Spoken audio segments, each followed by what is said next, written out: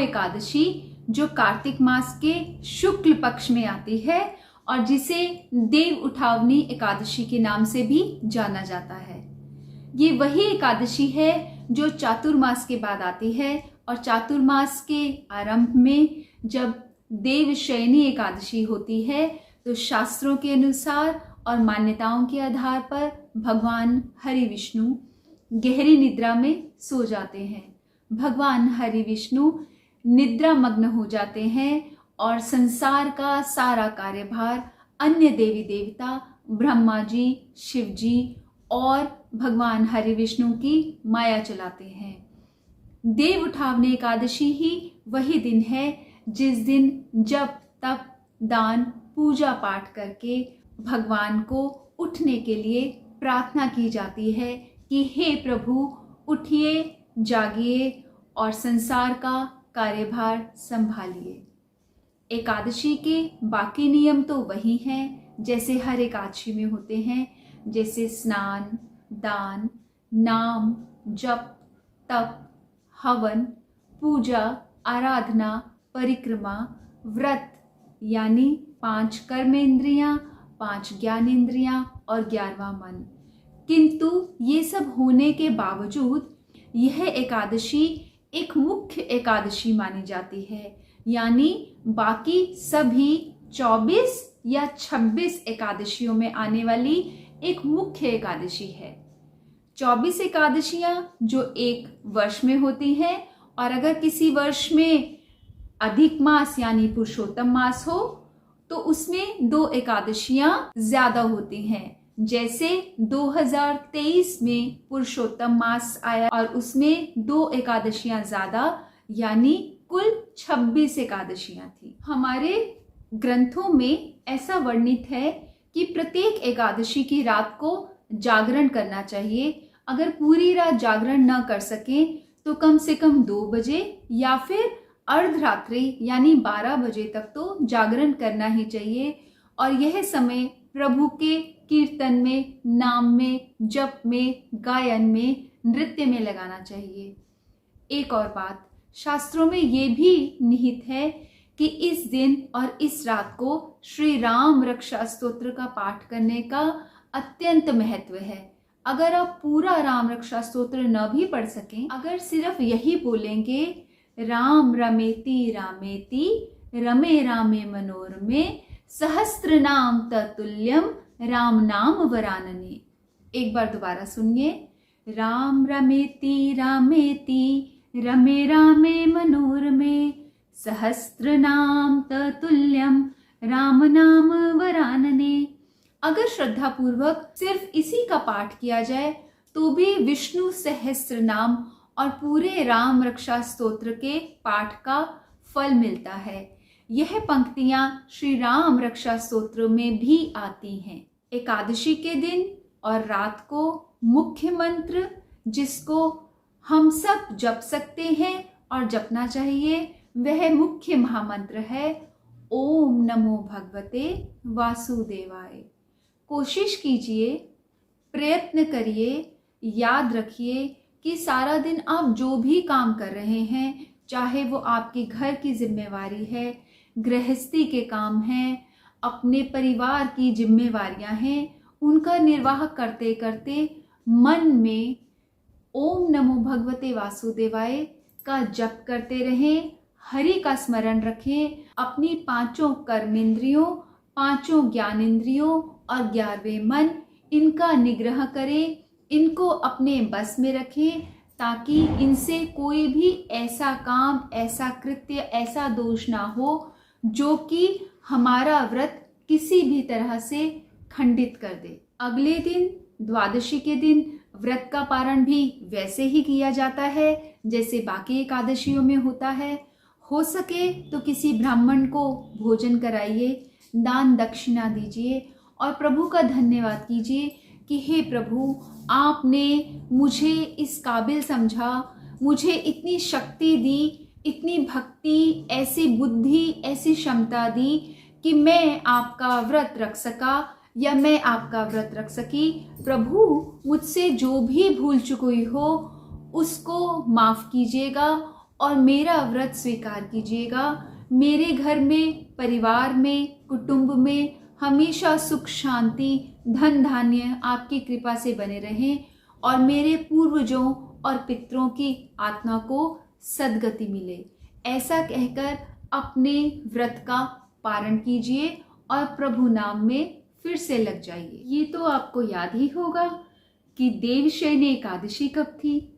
देवशयनी एकादशी थी आषाढ़ मास के शुक्ल पक्ष की एकादशी, जिस दिन भगवान निद्रा मग्न होते हैं, और उसके बाद भाद्रपद मास के शुक्ल पक्ष की एकादशी, जिसको परिवर्तनीय एकादशी कहते हैं, उस दिन भगवान अपनी करवट बदलते हैं।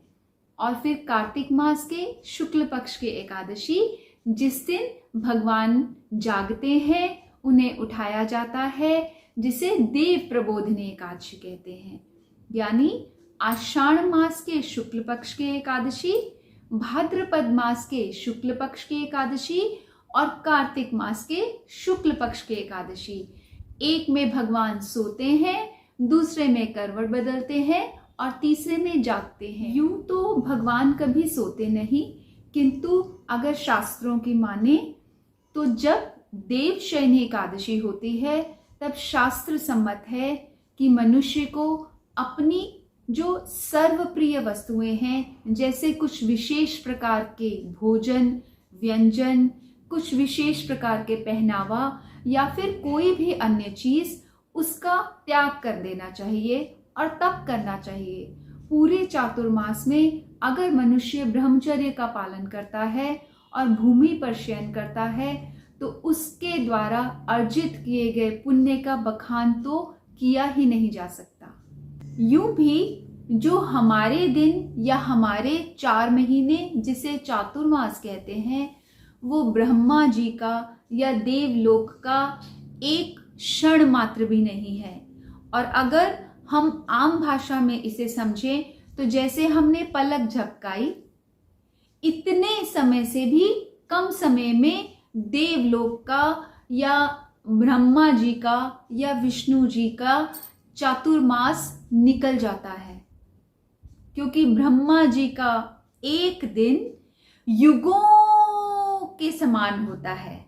किसी आगे आने वाले वीडियो में मैं आपको ये एक्सप्लेन करूंगी कि ब्रह्मा का दिन और पृथ्वीलोक के दिन में क्या फर्क है। कि भगवान कभी सोते नहीं, वो सारे संसार का पालन करते रहते हैं, उनकी माया भी सारे संसार का पालन करती रहती है, किंतु फिर भी जो शास्त्र सम्मत है, प्रत्येक मनुष्य को, प्रत्येक सनातन धर्मी को देवशयनी एकादशी, परिवर्तनी एकादशी और देव उठावनी एकादशी को यथासंभव शास्त्र सम्मत तरीके से इन दिनों को विशेष महत्व देकर मनाना आवश्यक है।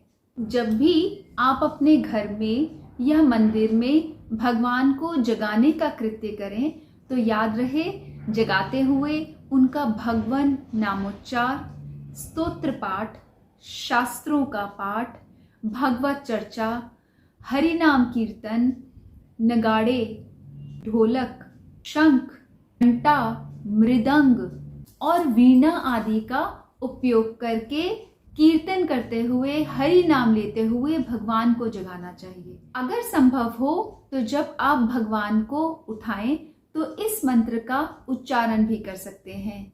मंत्र इस प्रकार है: उत्तिष्ठोत्तिष्ठ गोविंद त्यज निद्राम जगतपते, त्वयि सुप्ते जगन्नाथ जगत सुप्तम भवेदिदम, उत्थिते चेष्टते सर्वमुत्तिष्ठोत्तिष्ठ माधव, गता मेघा वियच्चैव निर्मलं निर्मलाधीशः, शारदानि च पुष्पाणि गृहाण मम केशव।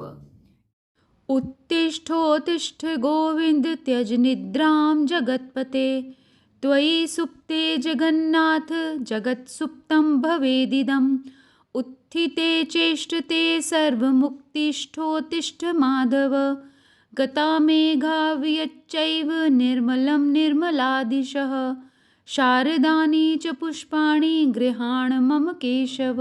इन मंत्रों का उच्चारण करके आप हरि को जगा सकते हैं।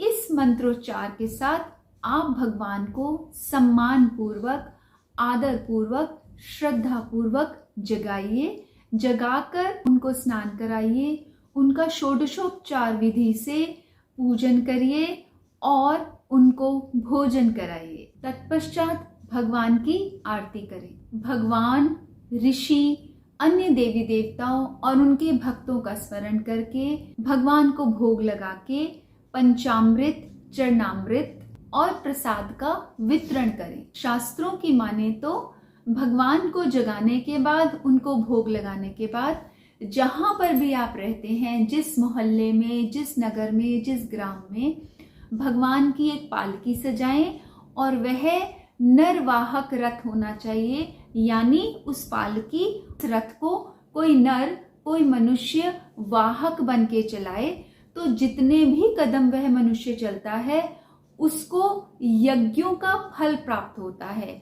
जितने कदम उतने ही यज्ञों का फल उस मनुष्य को प्राप्त होता है। पुरातन काल में वामन भगवान ने जब 3 पदों से पूरे तीनों लोकों को जीत लिया था और वापस जाते समय जब वो जाने लगे थे तो राजा बलि ने ऐसे ही नरवाहक रथ में उनको बिठा के खुद एक वाहक बन के उनके रथ को चलाया था। ये सब कृत्य करने से भगवान अपनी योग निद्रा से जागकर संसार के कार्य में पुनः प्रवृत्त हो जाते हैं, ऐसी मान्यता है। और प्राणी मात्र का भरण पोषण और संरक्षण करते हैं। वो ये भी देखते हैं कि जब मैं योग निद्रा में था तो किस मनुष्य ने क्या क्या कृत्य किए, कितना पूजा पाठ किया, कितना जप तप किया और कौन कौन व्यसन में लगा रहा। इसलिए यह चातुर्मास, देवशयनी, परिवर्तनी और देव उठावनी एकादशी बहुत ही अत्यंत महत्वपूर्ण एकादशियों में से एक है। हरिप्रबोधिनी एकादशी के दिन ही तुलसी विवाह भी किया जाता है, जिसमें भगवान विष्णु के शालिग्राम रूप में तुलसी माता से उनका विवाह किया जाता है। यूं तो तुलसी विवाह 5 दिनों में से किसी भी दिन हो सकता है। यह सब बातें आपको मैं एक अन्य वीडियो में समझाऊंगी, जिसका लिंक मैं डिस्क्रिप्शन में दे दूंगी। आशा करती हूँ कि आप कार्तिक मास को एक पर्व की तरह, एक उत्सव की तरह मना रहे हैं और अपना दुर्लभ मनुष्य जन्म सफल बनाने का प्रयास कर रहे हैं। तो अपना प्रयास निरंतर जारी रखिए। अगर आपको इस वीडियो में कुछ सीखने को मिला हो और मेरा प्रयास अगर आपको अच्छा लगा हो तो एक लाइक कर देंगे तो अच्छा लगेगा कि कोई वीडियो को देख रहा है और मेरी समझ से किसी को तो फायदा हो रहा है। अगर सब्सक्राइब नहीं किया तो सब्सक्राइब भी कर दीजिए, उससे भी एक प्रसन्नता होगी कि मेरे जो भी श्रमदान है वो किसी के फायदे में आ रहा है, किसी के काम में आ रहा है। चाहे तो इसे शेयर करें, चैनल से जुड़े रहें और अगले वीडियो तुलसी विवाह में एक बार फिर से मिलते हैं। ओम नमो भगवते वासुदेवाय। कोशिश कर रही हूँ अपनी समझ आपके साथ साझा करने की, ताकि हम प्रयत्न करें और धर्म और हमारे पुराणों में लिखी गई बातें आगे आने वाली संतति या फिर जनरेशन तक पहुंचा पाएं।